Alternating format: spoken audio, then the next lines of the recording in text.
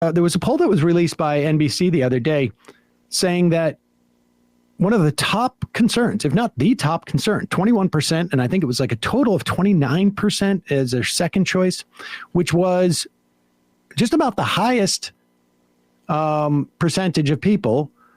Their number one issue in this election is the threat to democracy. Now, the poll, as far as I could tell, was not broken down between Democrats and Republicans.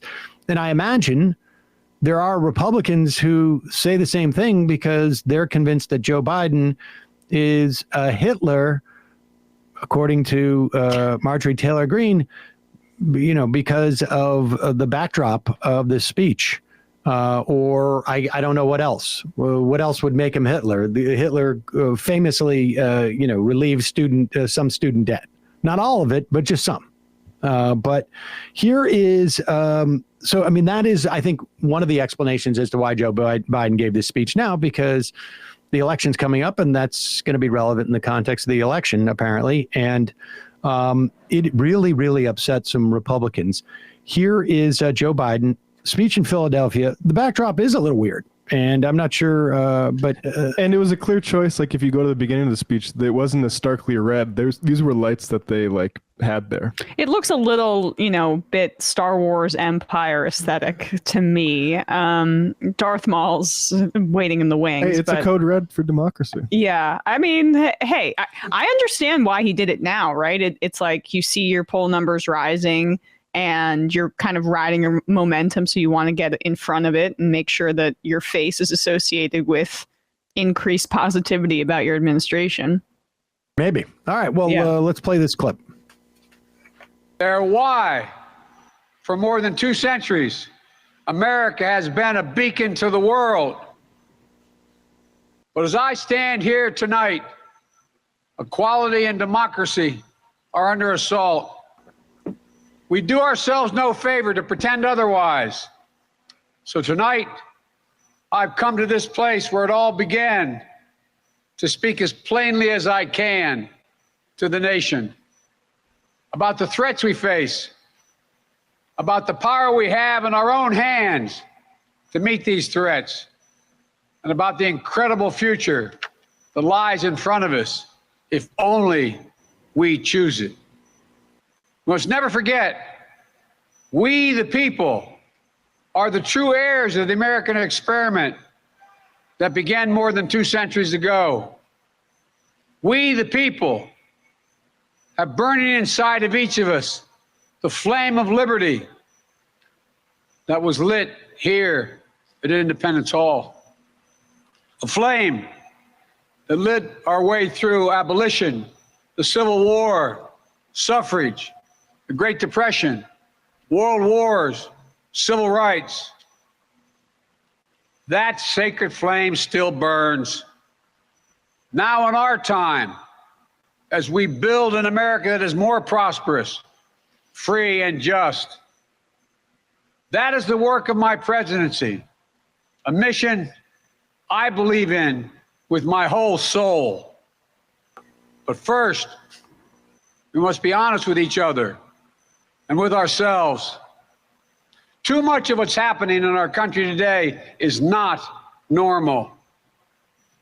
Donald Trump and the MAGA Republicans represent an extremism that threatens the very foundations of our republic. Now, I want to be very clear up front. Not every Republican, not even the majority of Republicans are MAGA Republicans. Not every Republican embraces their extreme ideology. I know, because I've been able to work with these mainstream Republicans. But there's no question that the Republican Party today is dominated, driven, and intimidated by Donald Trump and the MAGA Republicans. Good. Yeah. That was that was the best, part rhetorically of the speech in terms of now we understand we're not doing uber MAGA anymore. We're not talking about how we need a strong Republican Party. It's just the Republican Party has been taken over by these folks. Yep. And I think, it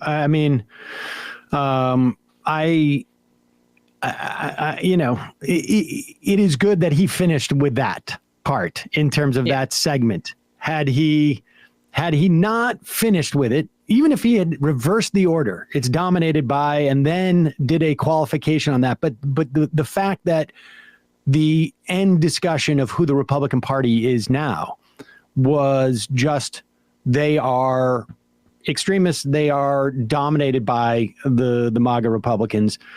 I'm okay with that. And I also, look, he's going into an election and he's able to reach at least, two different audiences with that. There is still an opportunity for him giving an opportunity for voters. This is for voters again. Remember, it's not for us, right? I mean, of course, we would like for him to rebuke the Republican Party and conservatives writ large, but he's trying to make a choice that makes him look reasonable and inclusive to maybe people who aren't sold yet. But he is also acknowledging that there is really no negotiating with this Republican Party because, in his words, because they are dominated by this latest iteration of Republicans. I happen to think that that's what Republicans are. Period. End of story. He hasn't been able to negotiate, really. I mean, let's be honest. He hasn't been able to negotiate with Republicans since at least 2008. There was no negotiating, and Joe Biden tried. And he did so in a way that was undercutting Harry Reid and was promoting cuts to Social Security at that time. And he tried. He tried to make that deal. But the Republicans at that time also would not take that deal. And so, when he says the ones that he negotiated with, you may have to go back 15 years at a minimum. At a minimum. And so that is, I don't know. I don't think that he delivers a speech particularly well. I didn't think it was a particularly inspiring speech.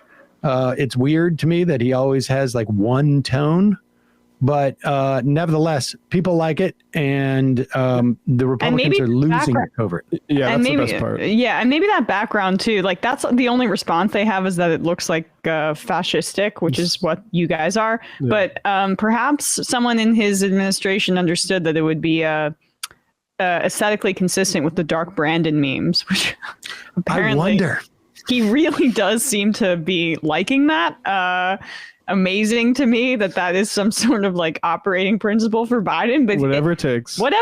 If he feels like he's cool Joe Slick now that all the youths are calling him Dark Brandon, he wants to lean into that. As long as he keeps fighting, I'm okay. You roll up in the Batmobile now. All right. Well, listen, we got some